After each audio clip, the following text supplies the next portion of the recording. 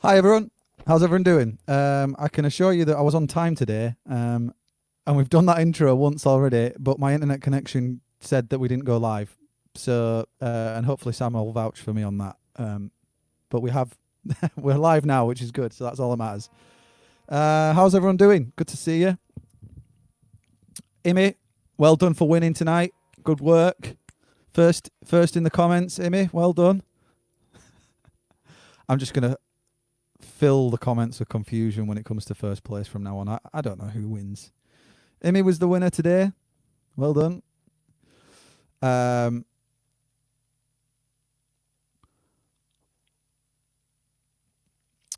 So we've got Sam Prowse on tonight, which is going to be awesome.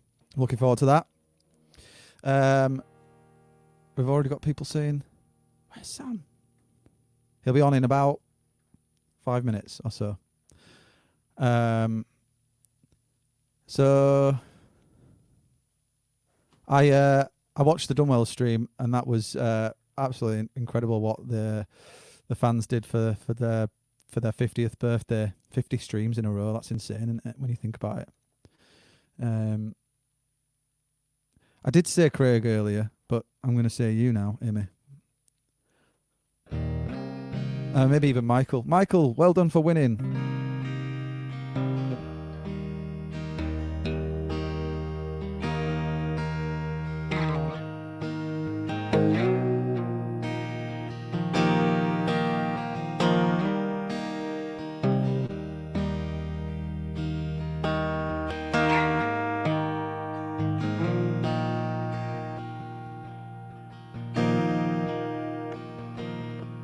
Has everyone had a good day so far?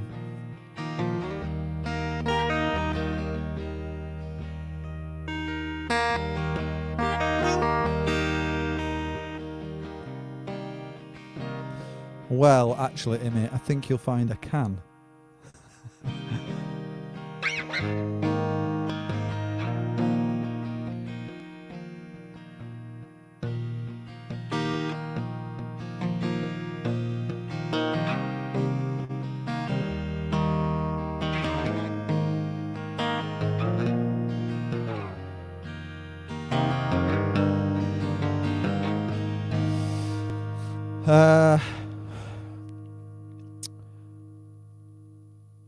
The day has absolutely flown today. It's been mental. It's just flown by. What's everyone been up to?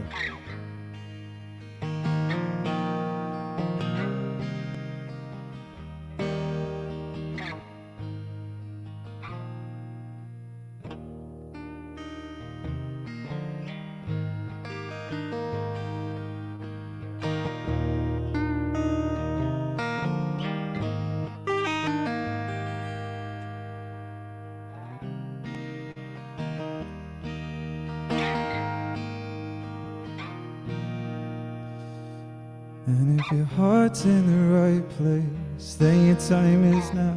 People say we can do all kinds of things, but if your life's gone the wrong way, it's time to turn it around. Hindsight is a beautiful thing, don't you think? Nothing in this life will come free.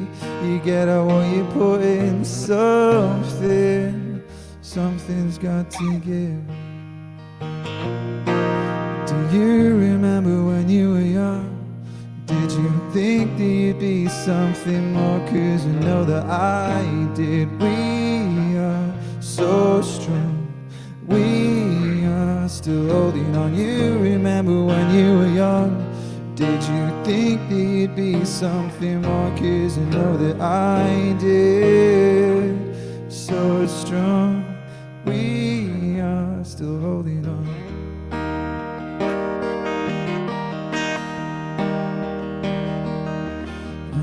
Mind's in a dark place, and you're searching for lights. Get up, get out, never give it up. You know that you can trust in us. Hindsight is a beautiful thing, don't you think? Nothing in this life will come free. You get out what you put in. Something's got to give. Do you remember when you were young? Did you think that you'd be something more? 'Cause you know that I did. We are so strong. We are still holding on. You remember when you were young? Did you think that you'd be something more? 'Cause you know that I did. So strong, did so strong, did so strong.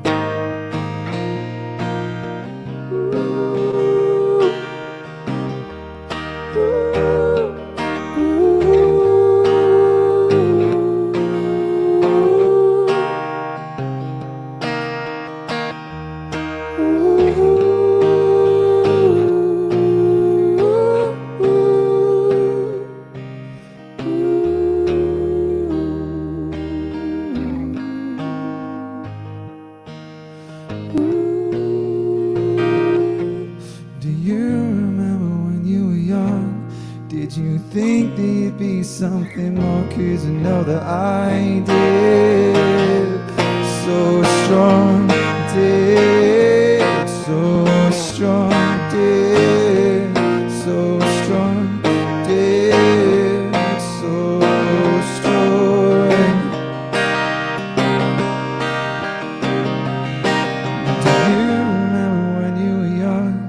Did you think that you'd be something more? 'Cause I know that I did. We are so strong.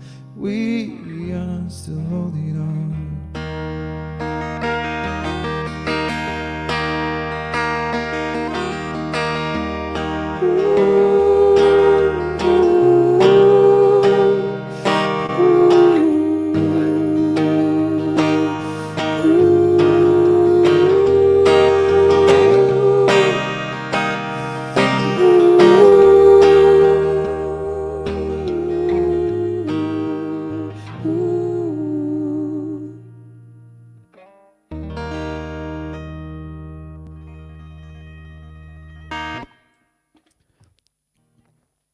Thanks a lot.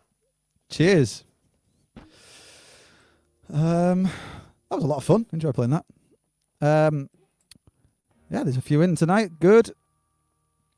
Thanks, Steve, mate. I appreciate that. Me and the rest of them.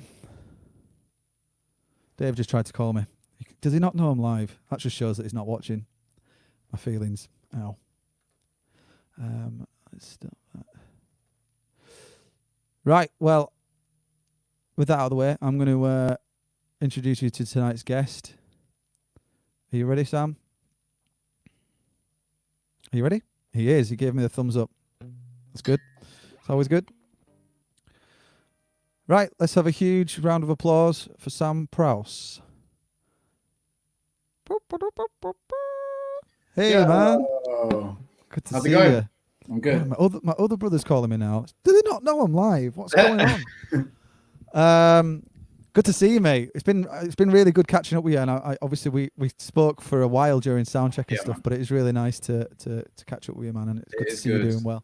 Old school friends, man. Yeah, man, absolutely. Quite literally as well. We are old school friends, like both in the cool term and also in the fact that we went to school together. Yeah. Which I'm assuming that's the one you meant, not the dorky way that I said. Hey, both cool. No, it's good. But yeah, it's good to see you. So how? Let's. I guess we just start from the beginning. How are things in the world of the new world that we're in now with the whole COVID thing? Are you coping? I'm coping all right. Yeah, it's been an interesting time because obviously the events industry was one of the first industries to get hit by this whole thing. So, you know, Absolutely. my work just completely dried up very quickly out of nowhere. So I've had a little bit of time at home, but it's been nice. You know, I've had some time to write some music. I've had some time to, you know, catch up with the missus and you know, do some home things that needed doing for quite a while, like the garden. Bit of DIY. Yeah, a bit of DIY and all that. Everyone's jumping on that. I love it. I think it's it's great. I mean, I like to lend my hand to a bit of DIY every so often anyway. Like, I've built various different things around our house. So, you know, it's nice to feel like we've been able to put our own touch on the place. So yeah, in between doing a little bit of DIY and writing some music, things have been going good. Yeah. So That's really good, man. That's yeah. great to hear. How about you? All right, yeah. Well, this is my 43rd live stream in a row now. So I Yeah. started doing this, but before that, I because you do primarily weddings, or you do a few corporate and weddings and stuff, don't you, at the moment? Yeah. Because I was You just know, in between other bits and bobs. Yeah. absolutely, yeah. We did a wedding just before the whole lockdown came on, and it was they were started to talk about it, and we went with lighting and production and everything, and the guy that we were using, Keith, he rang me and he was like, "Is this show going to go ahead?" And we were like, "Yeah, it'll be fine." And literally, we got through that show by the skin of our teeth, really, because the day after or the day after that or something, like not far after, they were like, "No more events, no more weddings, no more gigs, no more nothing," and we were just like, "Whew." It was Yeah. close, but then everything else after that is just long gone. But Yeah. aside from that, obviously we're just all adapting, aren't we? That's the general consensus That's it. of people's views on it at the moment. Yeah. You But just it's got to good to try the know. most out of it. That's it. Yeah, it's good to know you're doing well overall, though, mate. Yeah. That's good. So are you writing for? Because you've got a few projects going, haven't you? You've got your solo Yeah. sort of singer songwriter stuff. You've got some heavier stuff. Are you Yeah. writing for? Which projects are you writing for at the moment? A little bit of both at the moment, actually. It's as we've obviously had a little bit of a chat about this already. The band Mm-hmm. is not necessarily on hold, but still a little bit under wraps at this moment in time. Mm-hmm. We have about 10 tracks written at the moment, so you know there's a decent amount of material in the works there. Yeah. And we're at sort of almost complete demo stage for most of these. So I'm hoping once we can all get back together again, that it'll be time to basically get in the studio and do some proper recordings of everything. So in essence, the material for that project is written, but not fully recorded yet. Yeah. And in terms of my solo stuff, it's been a bit of an interesting time because last year in sort of November sort of time, I ended up having I was very lucky to have the opportunity to work at Abbey Road Studios in London, which awesome. was, yeah, it was wicked. It was a birthday present from the missus. So, you know, I was a very, very lucky boy. Brownie points. Well done. Yep, definitely. She's in my good books. So for that particular project, obviously it was a bit of a surprise. She basically told me that I just needed to have a couple of songs ready for my birthday, and I didn't really have any more detail than that. I just had to have a couple of songs ready. And, I love how cryptic that was. Yeah, just like a really cryptic manager. Just get the songs ready. Trust me, I'll sort you out. Pretty much. Yeah. So you know that was wicked because I had maybe like 2 months to write some material. Unfortunately, I had a couple of songs that I hadn't sort of finished writing and needed to record. So there was a couple of things already in the works. So I kind of took the reins on those and kept working on them. And fortunately, by the time we actually came around to the day, I was ready. Do you know what I mean? So yeah. As soon as we turned the corner and I saw the studio, I was like, oh god.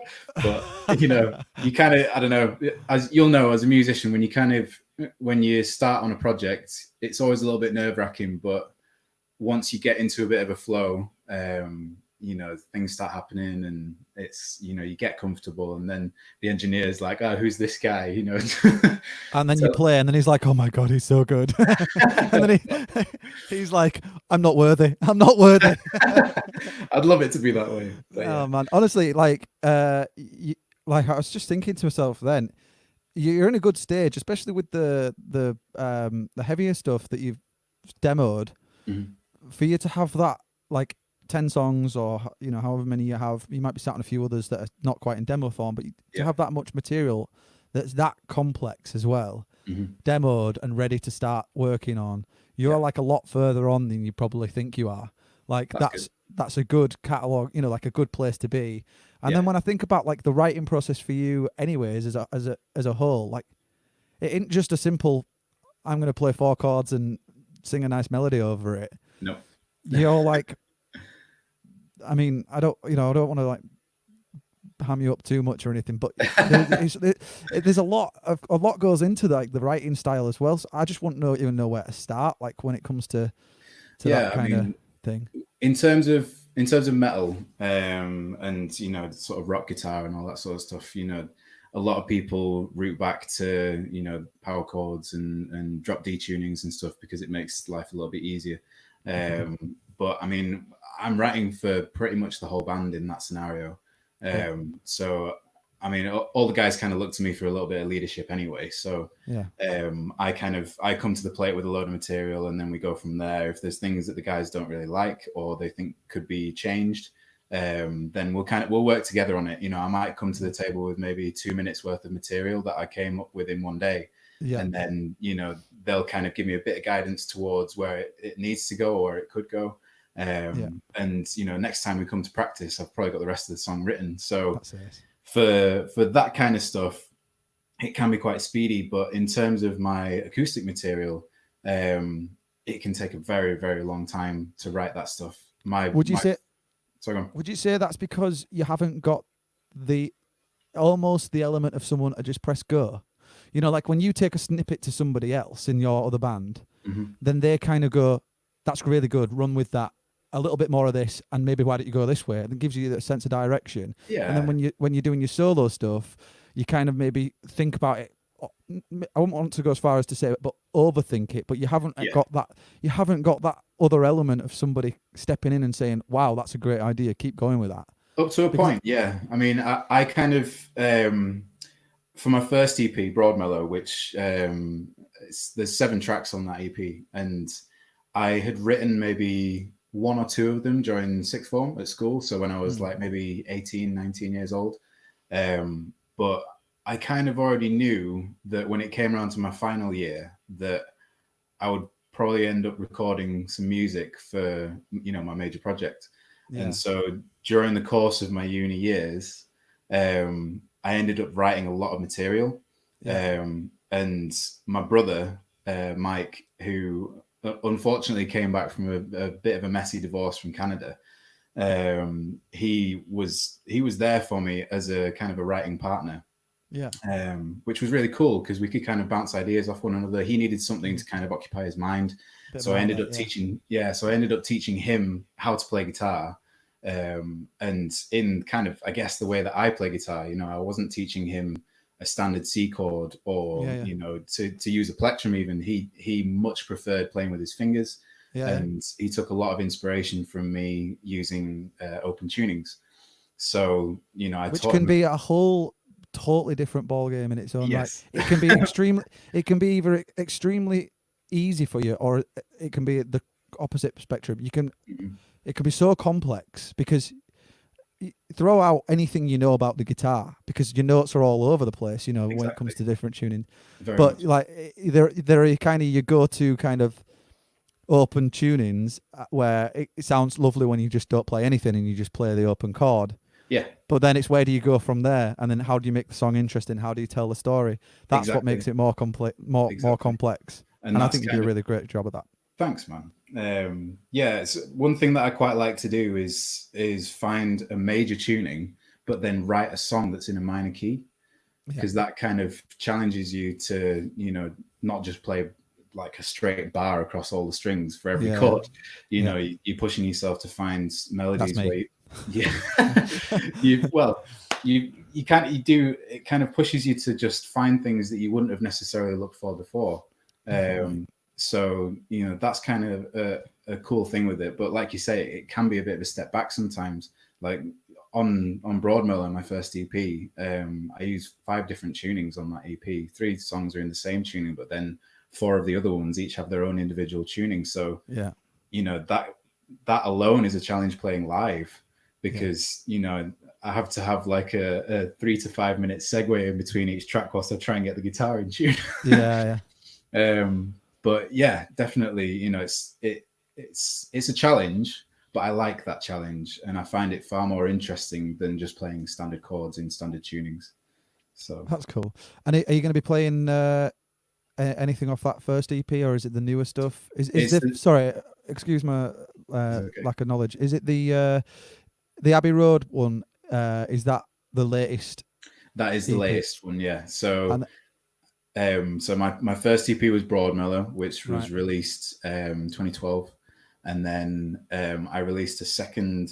Well, I released a single after that in Yeah. 2014, and then last year I released one single again. So there's been a little bit of a gap since the first EP, but on Christmas Day of last year I released the Abbey Road session, and that was the latest release.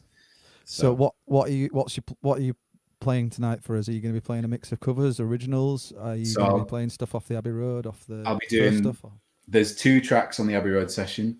Cool. One's an instrumental track and one has vocals, so I'll be doing both of those. And then potentially a cover. Well. Nice, yeah. Great. So I mean, I think were you planning on opening up with an original or a cover? I was going to open with the original.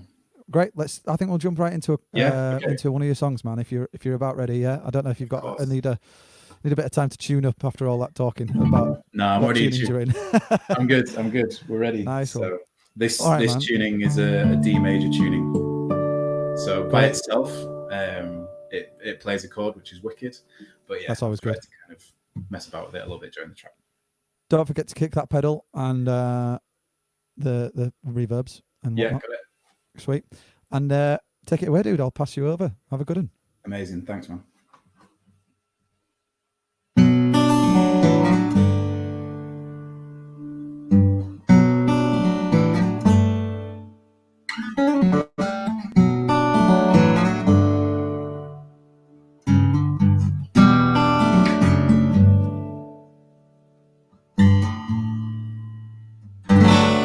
The fact that you're beaming from ear to ear warms my heart until it disappears. The sun still rises every single day. It's not in your way. I'll pick you up every time you fall. Well, knowing you, it won't be much at all. Resilience is within your bones. I've always known. I feel it surround me. The past fades away. No battle or boundary stands in our way. Destiny calls and I'll lead you there.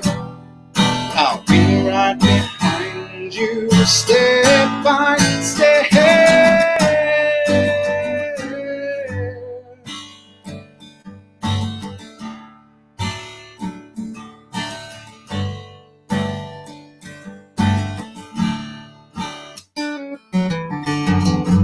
Without your heart, without your mind, I feel so empty on the inside. You challenge me, I challenge you.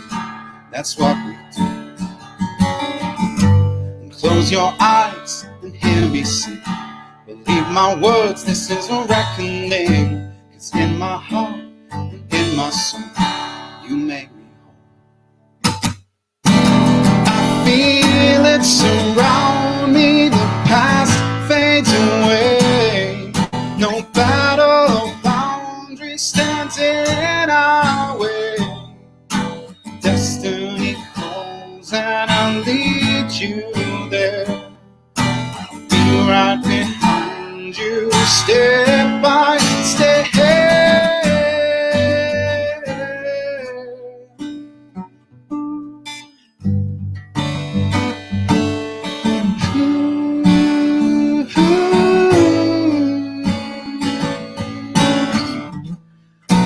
It's with me now, pride that I hold so dear for you. One day you'll see the whole world awaits your shining light.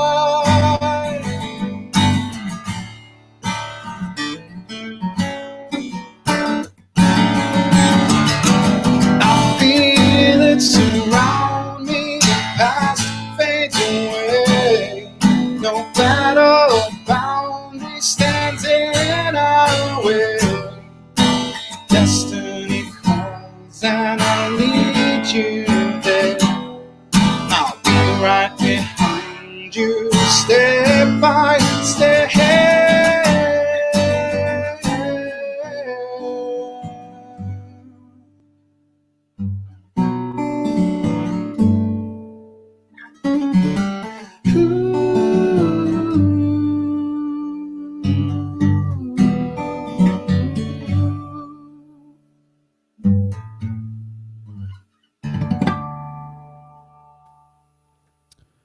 Wow.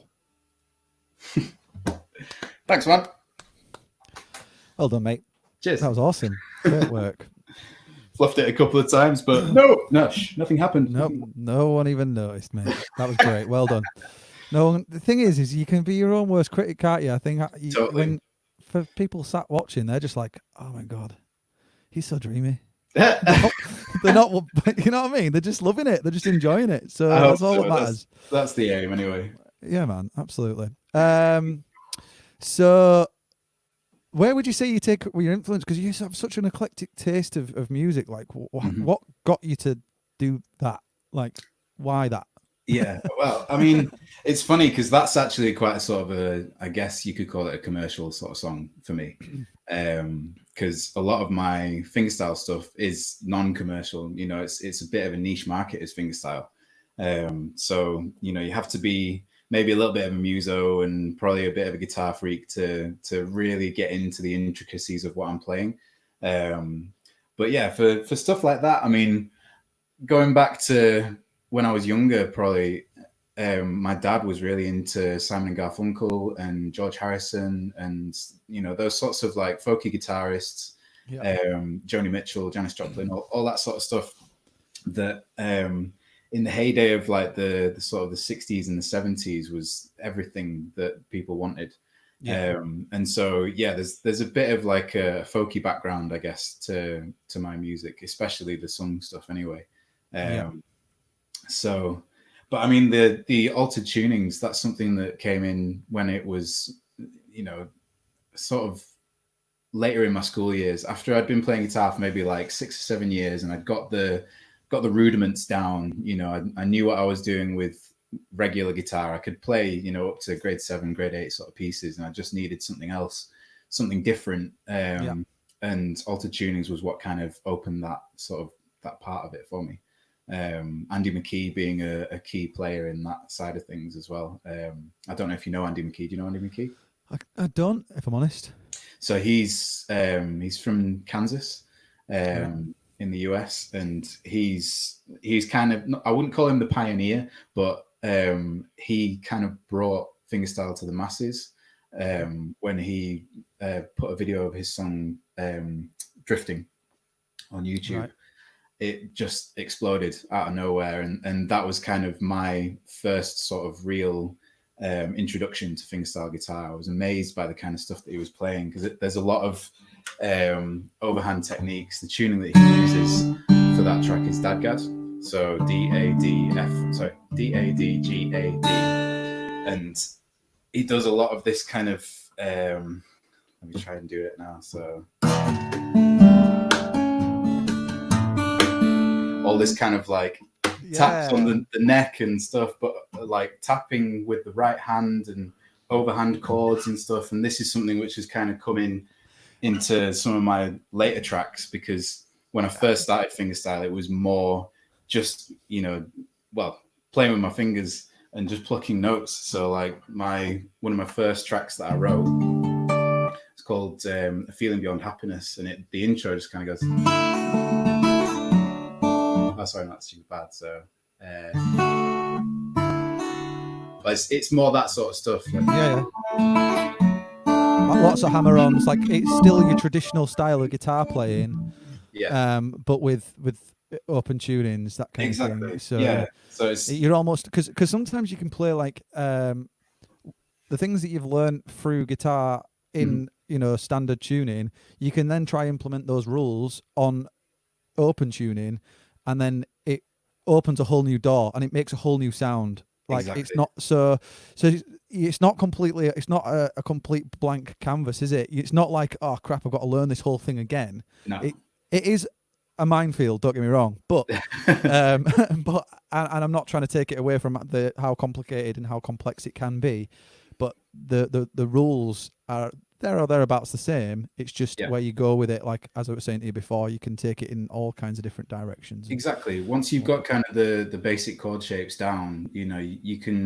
you're able to see how it translates. So, like, for example, if I was to play a G major chord,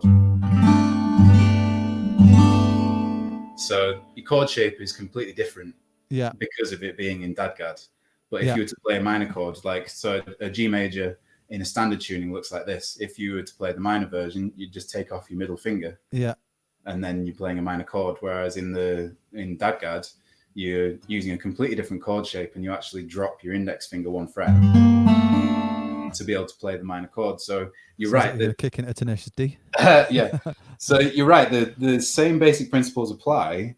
It's just in a slightly different way. So once you can get your head around how it works, then it's like mind blown. You know how to do pretty much everything in that tuning. So that's cool, man. That's really cool. So and is that your sort of like main? Would you say that that's kind of your base for writing a song? You would generally just try find a new tune in, or like how do you go about starting? Kind of, yeah. I mean, the most recent song that I've written, untitled at the moment, it's in the same tuning as one of the songs on Broadmellow, my first EP. So I kind of in that track, I've kind of harked back to something that I've used before. But definitely, like I was saying, writing with my brother, doing that first EP, what we would normally do, because his technical ability isn't as great as mine, without tooting my own horn, but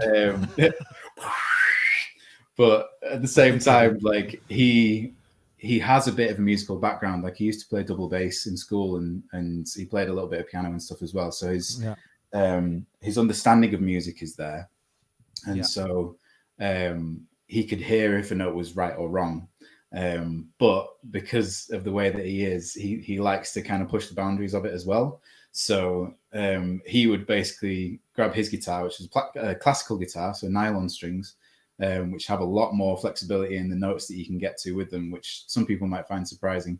But you can go quite a way with nylon strings. He would come up with some crazy tunings, man. It like stuff that you would never even think of. And so he'd bring the guitar to me and say, here's the guitar in some weird tuning, play it.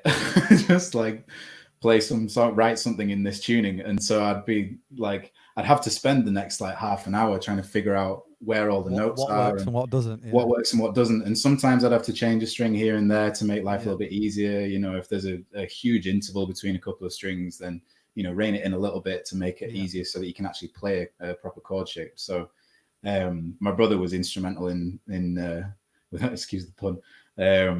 He was instrumental in helping me to write that first EP, because him handing me a guitar in a weird tuning kind of forced me to think differently.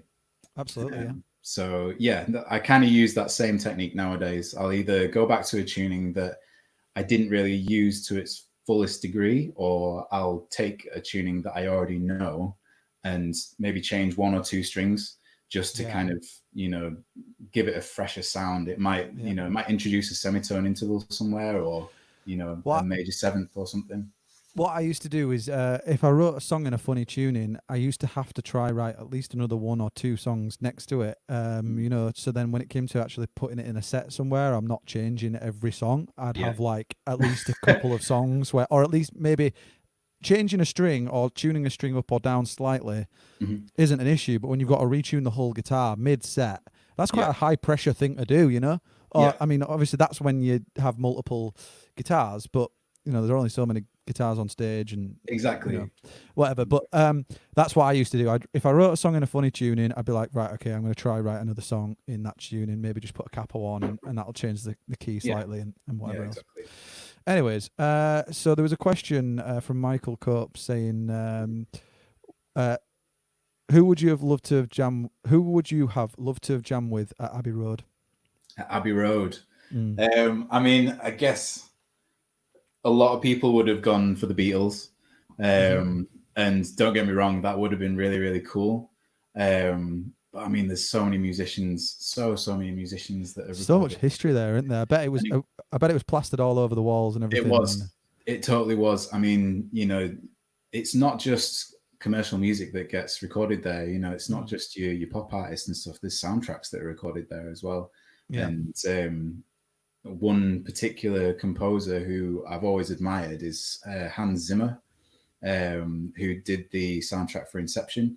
amongst many other Right. ones as well. You know, I think he did a couple of the Batman soundtracks as well. And he can play all sorts of different instruments, but I know for a fact that he's recorded some music there.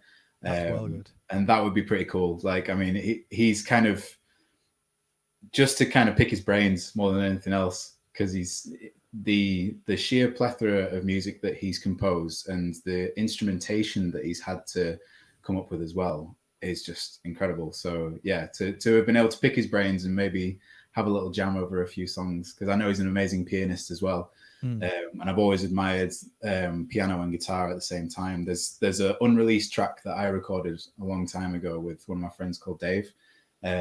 He was the keyboardist in Feeds, and he actually used the song for his individual project, his major project at uni. But he never released it, and it was kind of, I guess, in a way, because it was originally my song. So we kind of collabed on it. He used it for his individual projects, but it never actually saw the light of day. So, and that's a beautiful track that features piano, guitar, and vocals. So that may come to fruition at some point. You know, if I get a chance to get in a studio again with Dave and re-record that song properly, that would be wicked. Awesome. Yeah, so Hans Zimmer, definitely. Would you be interested in doing that kind of thing then? So you know, like, because obviously the next song you're about to, I don't know if it's actually going to be the cover or the instrumental. Would you prefer to do? Do you enjoy like almost scribing music in the sense of it potentially working for, you know, setting a scene in a film, or, you know, that almost visual aspect to it kind of thing? Definitely. The first track that I wrote for Broadmellow, Feeling Beyond Happiness, that was inspired by a guy called Pat Metheny, who is an incredible jazz guitarist, and he composed the soundtrack for a movie called A Map of the World. It's got Sigourney Weaver in it, and it's a bit of a sad story. I won't go into too much detail about the storyline in case anyone wants to actually see the movie and enjoy it, but the soundtrack for that particular movie is really, really cool. And a lot of it is actually based around acoustic guitar, with string accompaniment, and it's quite stripped back. The whole soundtrack is very, very stripped back. But hearing acoustic guitar used in that way in a soundtrack was really inspiring for me. Cool. So yeah, in a sense, I do enjoy hearing, or at least writing music that I would like to see sort of accompanied by film. Yeah. In whatever sense, you know, it could be a documentary, it could be a movie, you know, it could be an interview or something like that. I've even done some soundtrack work for some small, you know, independent documentaries in the past. And the majority of it's been sort of electronic music, but I would love to do like a nature documentary or something like that, where, you know, it is quite stripped back, and it's, you know, it's and maybe here we have the blue whale. Yeah. Yeah, no, definitely. That would be wicked. So yeah, man. Have you ever seen the film August Rush? No, I haven't. Oh, mate, you'll love it. You should watch that film. August Rush. Okay. It's a film with Robin Williams. He's in it. And it's a film about a kid who, I think he's like adopted or something like that, and he goes into like a foster house thing before, you know, I guess it's like in America it's totally different feel to it, and you know, there were loads of kids in this house, and he had this special talent of being able to hear music in a different way. So like he'd walk down the street and the cars would drive by, and he'd turn it into like almost a percussive sound, you know, like nice. the tack on the tire would be like going and then before he knew it, he'd get and then he started learning guitar, and like he does a lot of like the whole tapping and the tapping on the body of the guitar and twisting the tuning pegs and stuff. Nice. It's incredible. And the whole soundtrack is unreal.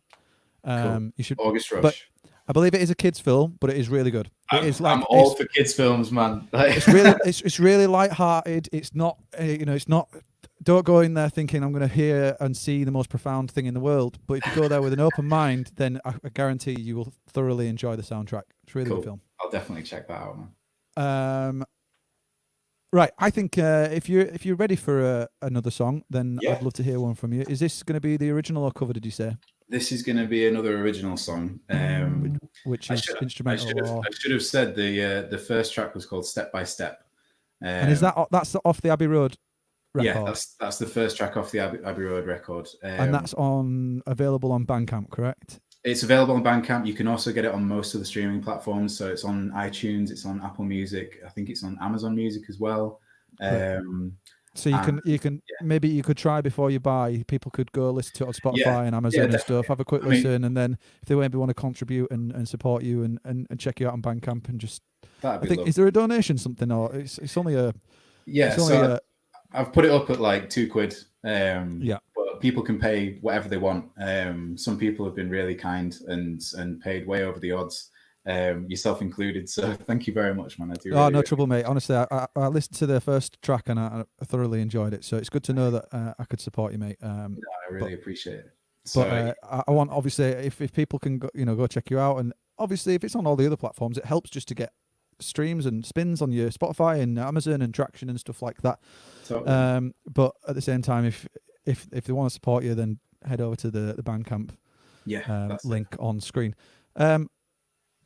On that note, do you want to play one of your tunes? Yeah, you'll have to bear with me. I need to retune just for a sec. That's quite all right. I might mute you if that's all right, and I'll just talk crap. Yeah. So, August Rush. How about that? We'll check out the soundtrack of August Rush. It is really good. It's unbelievable, actually. Mr. August Rush is amazing too. Yeah, 100%. And there has been a few questions for Sam, which I'll get them in. So if you have got any more questions in, you want to get them in, please add them into the comments. I have seen yours, Steve, and Amy. I've seen yours. But yeah, he's ready. Here we go. Right. So this one's called. Yeah. Am I on? Sweet. So yeah, this one's called Everyone's a Stranger.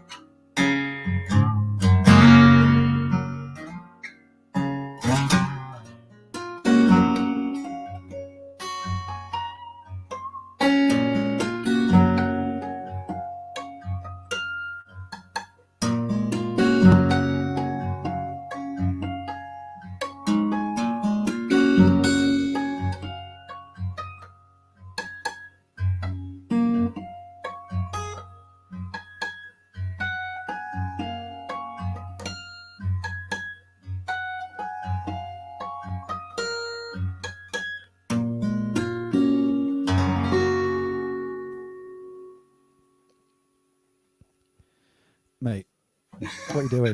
What are you doing? That's insane. Thanks, man. Oh man, do you know you should definitely? We had a brief conversation about you doing some live streaming and stuff like that before we started, and it's a pleasure to actually be able to have you on tonight. And I don't know if this is your first outing on the big world wide web of live streaming, but Of live stream it is. So yeah, no, well, that's great. That's great, awesome. man. I'd love to see more. I'd love to see more, and I'd also think, I think what you should do is you should set up a multicam, and you should get a camera right up on the fret, because I couldn't help but like get right up to the screen. I was so interested in what you were doing, and like that is no easy feat. Like being able to do all those octaves and tapping around, and I mean, mate, that in pretty much the entire middle section is all like all the notes are pretty much played just with my left hand. So I really enjoyed. So go on. No, you go ahead. You tell a part that I really enjoyed the most, but go ahead. So yeah, basically it's a whole series of hammer-ons and pull-offs and slides and stuff. So if I just take away the right hand doing the hits, it's oops, sorry. I can't do it now. You can. You got this.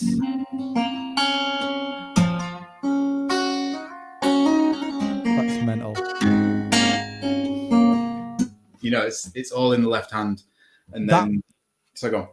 That was the part that I'm pretty sure you did a similar thing, but I love the percussive part that you did. You added the percussion to it, and it was half time, and then you double timed it. It went boom, boom, and then you went boom, and you like double timed it a little, but just for a snippet. I just loved that. It just sounded so good. Yeah, so because you're doing so many hammer-ons and you're doing so much intricacy on the guitar. To add that element of percussion as well, it just sounded ace. So, yeah, I mean that I have to hand it to my my brother for that one there, because he's always, when I'm writing songs, you know, I like to send him little clips of where I'm at with certain things. Yeah. And he'll say, you know, oh, in between those two notes, you need to do a little hit, and I have to then try and figure out how I'm going to do it. And it can be a bit of a mindfuck at times, because obviously you need to, you know, it's like learning a language.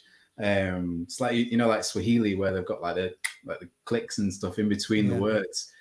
You can't just do that straight off the bat. You have to learn. You have to, you know, practice it and figure out not just where it is, but how to do it and stuff. And so, you know, playing that part, in essence, I already had the sort of,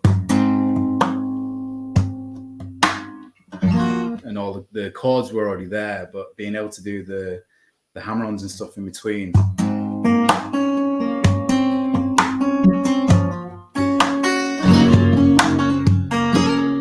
You know, all of that. It takes a long time to get to that sort of stage, and doing all like the pinched harmonics and stuff as well. Yeah, that was the other part. Towards the end, it was all harmonics and on both hands, and I was like, mind blown. Well done, mate. You did it. You blew my mind. Yeah.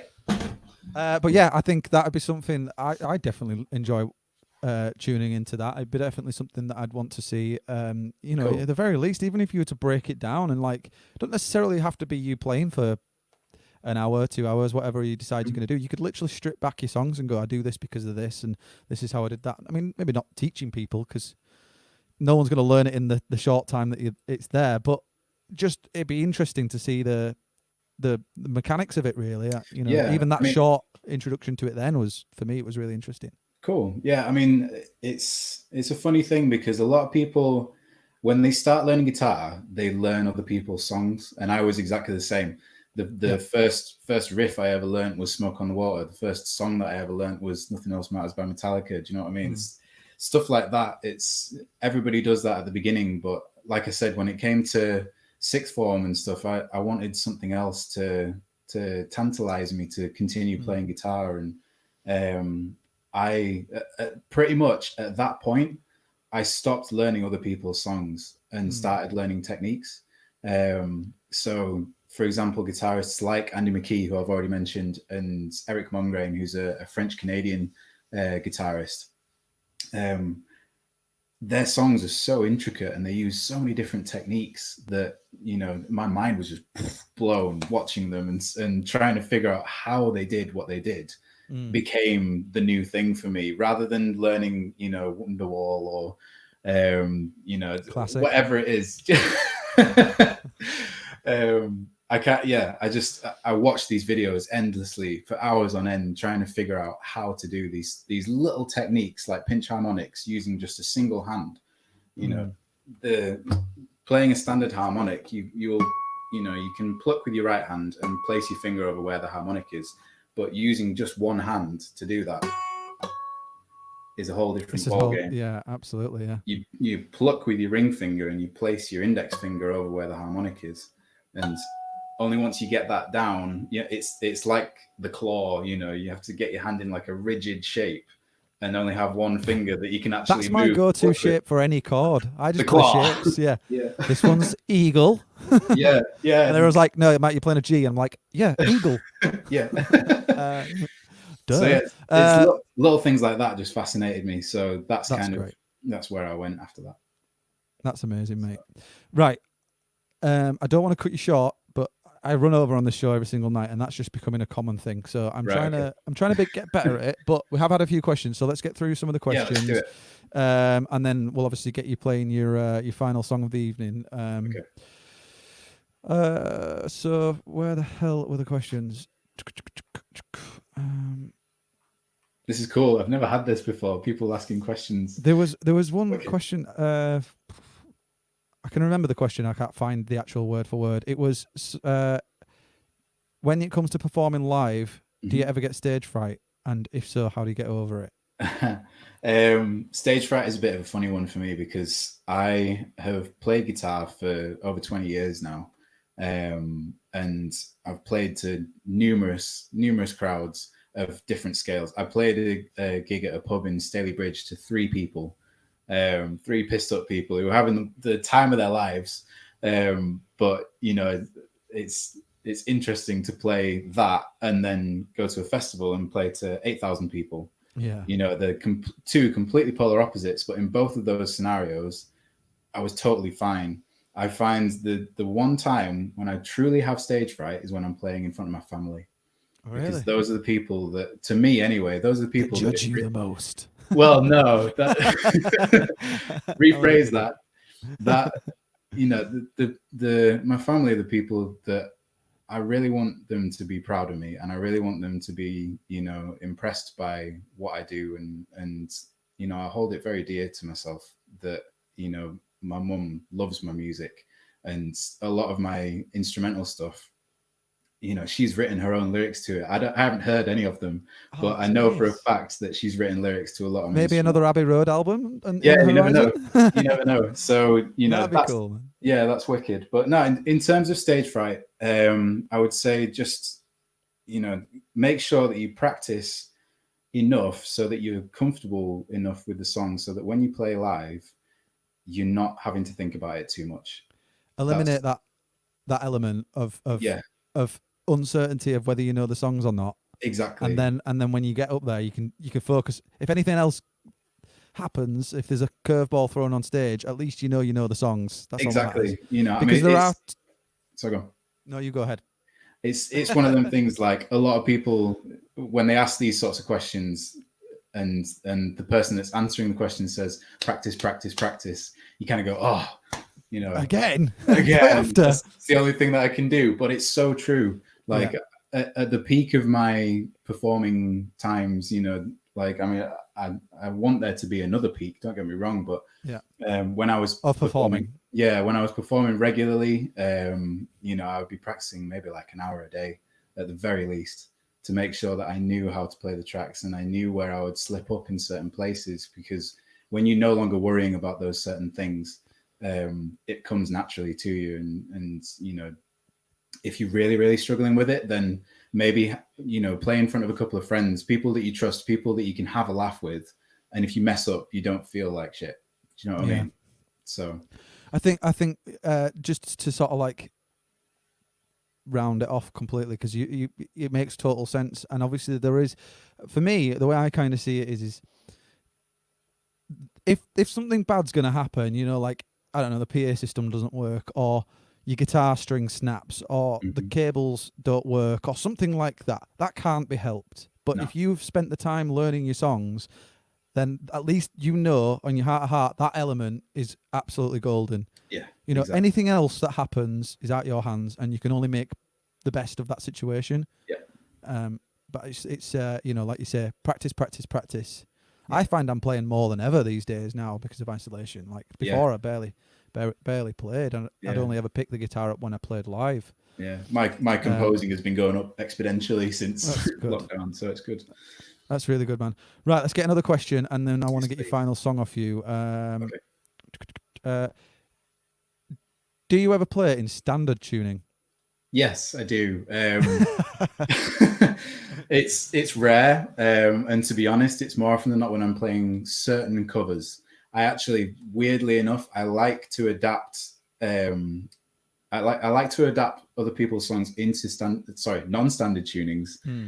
because again, I find it a bit more of a challenge, and I can figure out nice sort of tonalities and note choices that maybe aren't even in the original track, but that sound so cool that I kind of really want to put them in there anyway. Absolutely, almost kind of writing it yourself then. Yeah, kind of, you know, Yeah. making it your own, which is what you Yeah. should do with a cover. You should never do a complete carbon copy of someone else's song, because otherwise you're not being true to yourself as a musician. You want to put your own stamp on it. So yeah, I do play in standard tuning occasionally, but it's for very specific songs, whereby, to be honest, Like more often than Wonderwall. not, yeah, like Wonderwall for sure.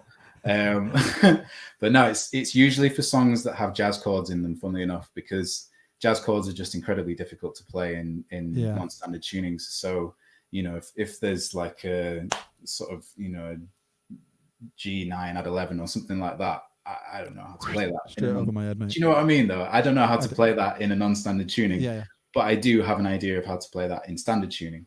So if, for example, I was learning a new song, I might learn it with the standard chords, and then if I feel it's appropriate, I'll rejig it into an auto tuning. But stuff like, say, John Mayer or Ray LaMontagne or something like that, they use these jazz chords all the time, and so if I'm going to do a cover of that sort of a song, I'll probably do it in standard tuning just to make my life easier. Very good. So well, there we go. Happy days. Right, I think we should get your final song of the evening. Okay. And then we'll get any final words, and then we'll sort of just finish up the show and stuff, mate. I've had a blast with you tonight. It's been really fun. Wicked, Thank you so much for joining me. I'd love to be on again. So if there's ever the opportunity, then definitely let me know. Definitely, mate. I think. Well, yeah, we'll just talk about it after the show. But there's definitely some dates further down the horizon in the in the old distance future. I'm talking crap now. No, it's okay. I'll need to retune for a second again. So if you feel the need to mute me, you can do, and I'll be. It's just so they don't hear you tuning the guitar. It's just so they don't find all your secrets. Cool. Right. So, guys, thank you so much for tuning in again. I appreciate it, everyone. We're going to get a final song off Sam. As I say, if you get a chance to go check him out on his socials, please go show him some love and support. That's what this show's all about: networking and showcasing new artists, and you know, artists you may know or may not know, that kind of thing. If you're new here, please consider subscribing to this channel. I'm trying to get to 1,000 subscribers. So yeah. Stick around for this final song and we'll round everything off. He's ready to go. Let's go. Yeah, boy. Cool. So this last song is Times Like These by Foo Fighters. I'll give a little bit more detail why afterwards, but I feel like this is a song that everybody kind of needs to hear at the moment. So I hope you enjoy it anyway.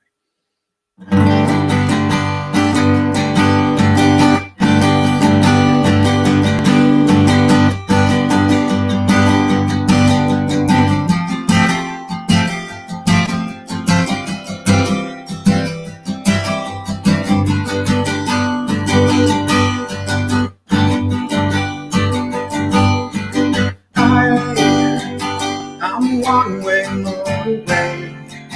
I'm the one that drives away from you back home. I'm a street light shining. I'm a wildlife.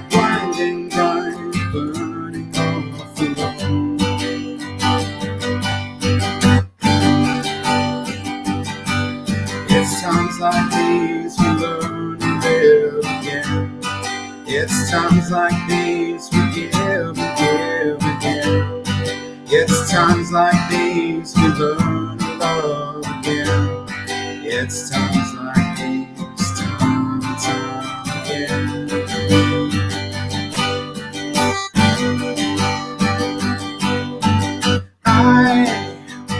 I'm a new day rising. I'm a brand new sky to hang the stars upon tonight. I'm a little divided. Do I stay or run away? Leave it all behind.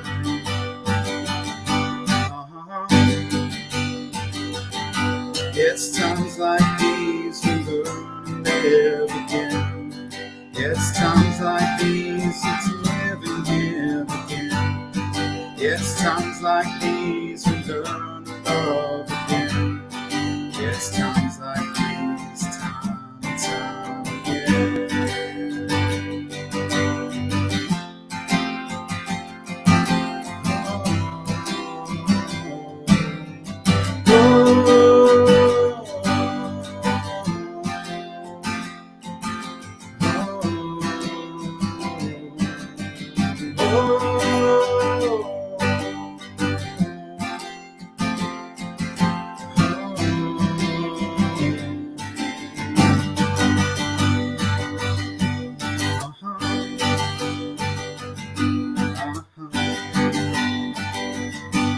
It's times like these we learn to live again. It's times like these we give and give again. It's times like these we learn to love again. It's times like these we give and give again. It's times like these we learn to live again. It's times like these we live and give again. It's times like these we learn to love again. It's times like these we live time again. It's times like these we learn to live again. It's times like these we give and give again. It's times like these we can learn to love again. It's times like these, time and time again. Cheers, guys. Yeah. Good work, man. Thanks, dude. Thank you so much. Very appropriate song to finish up with, mate. Well done. Yeah, definitely. It's the reason I chose it was because I saw a live lounge version by the BBC where Dave Grohl got like maybe 20, 25 different artists involved in doing a new version, an isolation version, a COVID-19 version of the track. And it just kind of, it was really nice to see that even, you know, the people in the higher echelon of this world still, you know, feel the love for one another and they want to get involved and, you know, just do something like that together. I thought was beautiful, and the lyrics sort of count for quite a lot at this time. So, you know, I hope it carries across anyway. Yeah, mate. You did a great job of it. Yeah. Amy says it's on Radio 1 all the time. Yeah, it is. Yeah, it was massive now at the moment, isn't it? It's great. It so is, well yeah. done. I hope I did it justice anyway. Yeah, bro, you did. It sounded brilliant. Any sort of final words you want to sign off with? Anything you'd like to add? Before we sort of round off the show. I mean, you know, thank you very much for having me on. Thank you very much for all the questions. It's kind of a weird thing for me. I haven't really had this before, so I'm glad I can hopefully have helped some of you guys out. Do keep an eye on my social media in the future. I'm going to be writing more music. I'm going to be releasing hopefully some more videos and stuff as well. Matt's given me a bit of a fire under my belly today, so a hard word. I was telling him off. I was like, he was.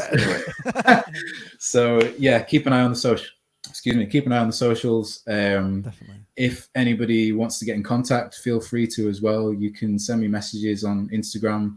I'm on Instagram daily, so you know if you want to suggest any covers great idea. Or, you know, if you have any more questions or anything like that, feel free to DM me on there or on Facebook. Nice. And yeah, if you want me for any weddings or anything as well, you know, I'm totally up for that too. when they come back to wedding season, which was yeah, exactly. When we can all get it's- together and have a proper big party, man. I'll get out there and do some gigs and stuff. But yeah, in the meantime, keep an eye on socials, and I'll try to put as much content out as I can. Awesome, mate. Thank you so much for being a great guest. You've been massively entertaining and so talented. Thanks, man. Yeah, thanks, dude. You've Same smashed to you. it tonight. Same to you. Thank you. Right, I'm going to sign off. I'll see you. You can stick around backstage for 2 minutes, and we'll just sign off and Cool. just 2 minutes. Yeah, sound. Thank you so much, guys. I didn't even let him say bye. Come on, say bye. Hey, thanks, guys. See you later. Just kicked him off, and I did it again. Oh well. Right, guys. Honestly, thank you so much for coming back and supporting the channel, supporting me, supporting the studio, supporting my daily guests. I'm here every day at 7 o'clock till 8-ish, sometimes a little later, but if you are new here, please consider subscribing to the channel. I'm trying to get to 1,000 subs, as I say. Thank you so much for supporting live music and just been so cool. So I'll see you all tomorrow. Good night, everyone. Cheers.